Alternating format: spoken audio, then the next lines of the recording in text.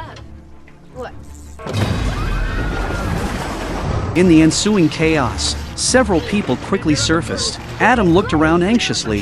He discovered that his companion, Jim, had already vanished. Adam realized that a crocodile must have attacked them. At that moment, danger lurked everywhere on the lake's surface. The immediate priority was to get out of the water quickly. Adam summoned every bit of strength he had and shoved his wife, Grace, onto a large tree. Then he risked his life by venturing out to search for the missing companion. At that moment, Grace inadvertently saw Jim's body floating on the surface. Even more frightening, a massive crocodile was rapidly swimming toward Adam. Adam reacted quickly and scrambled back onto the tree.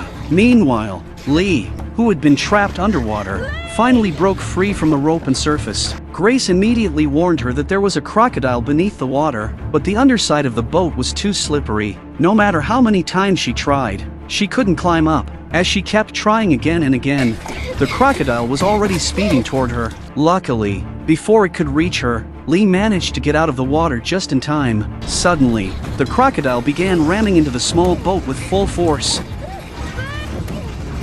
The boat rocked violently from side to side. Lee was on the verge of losing her grip and falling. In a split-second decision, Adam climbed down from the tree. He started slapping the water, trying to draw the crocodile's attention. The crocodile quickly stopped attacking the boat. Then it turned and charged toward them. Seeing this, both of them rushed to climb back up the tree. Although they had successfully diverted the crocodile, Lee was still in a dangerously exposed position. If they didn't find a way to bring her to safety soon, she could be knocked into the water at any moment. Just when they were at a loss for what to do, Grace spotted a tow rope floating in the water. If they could get hold of the rope, they might be able to pull the boat back. Grace quickly urged Lee to grab the rope. After struggling for a while, Lee finally managed to fish it out. She coiled it up and threw it with all her strength. Adam and Grace grabbed the rope and began pulling it in, but no matter how hard they pulled, the boat wouldn't budge. Turns out the rope was caught on something underwater. At this point, Lee would have to cross over on her own, but she hesitated for a long time, too afraid to move, so Adam and Grace decided to climb up the tree first. Seeing this,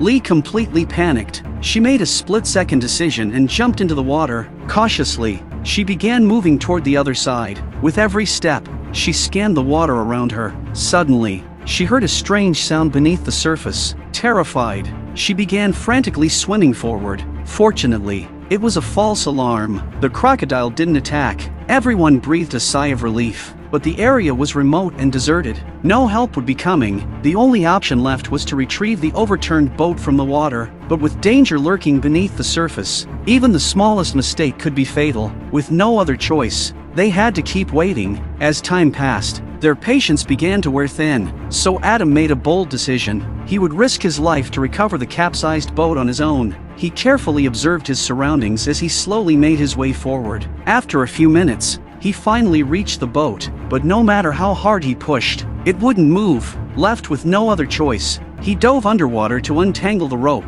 Then he swam underneath the boat. Using all his strength, he tried to shift its weight. From a distance, Grace and Lee watched the boat rock back and forth in suspense and fear. Moments later, the boat finally flipped over, and Adam resurfaced safely with it.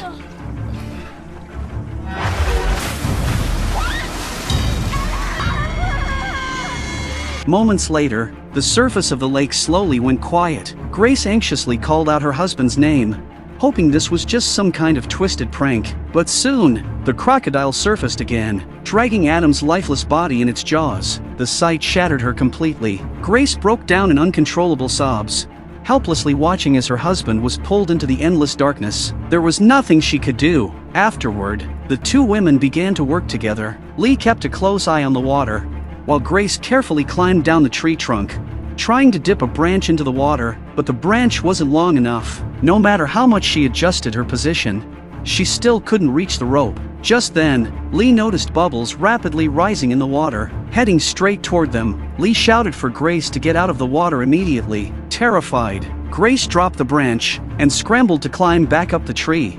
Once she reached safety and turned back, she found the lake once again calm and quiet. The boat was so close yet completely out of reach. That was their only chance at survival.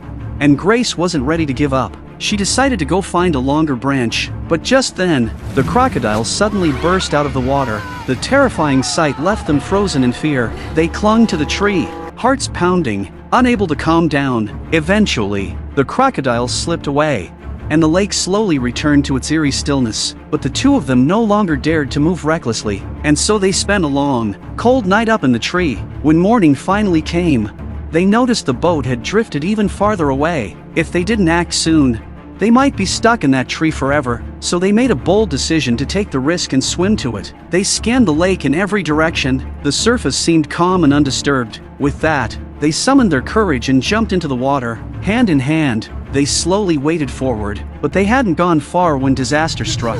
A crocodile suddenly locked eyes with them, its deathly stare freezing them in place. They stood paralyzed, unable to move.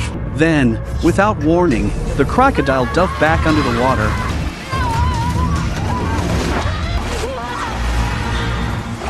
Moments passed, and the lake once again became quiet. Only Lee was left there, shouting helplessly, just as she was about to lose hope. Grace suddenly emerged from beneath the surface. Lee rushed to pull her ashore, and the two of them sprinted back toward the tree. Strangely, the crocodile didn't follow them this time. They'd escaped with their lives, but Grace had been bitten on the leg. Blood poured from the wound. In a place like this, without proper treatment, she could quickly bleed out and die. There was only one urgent priority now: getting Grace out of this nightmare as soon as possible. Without hesitation, Lee dove back into the water, swimming slowly in the direction of the boat. Fortunately, luck was on her side. The crocodile didn't seem to notice her.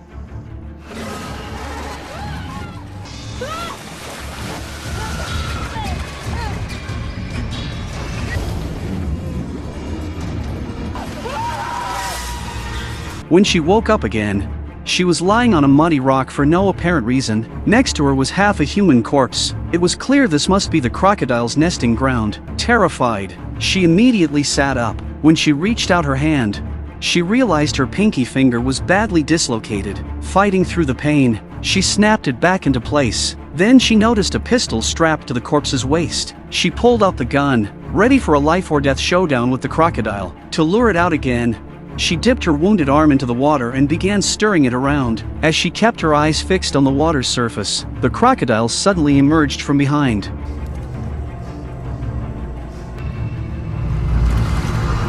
In a panic, Lee fired multiple shots, but not a single bullet came out. It was likely because the gun had been soaked in water for too long. Helpless, she had no choice but to run again. The crocodile followed her, slowly but deliberately, as if savoring the hunt.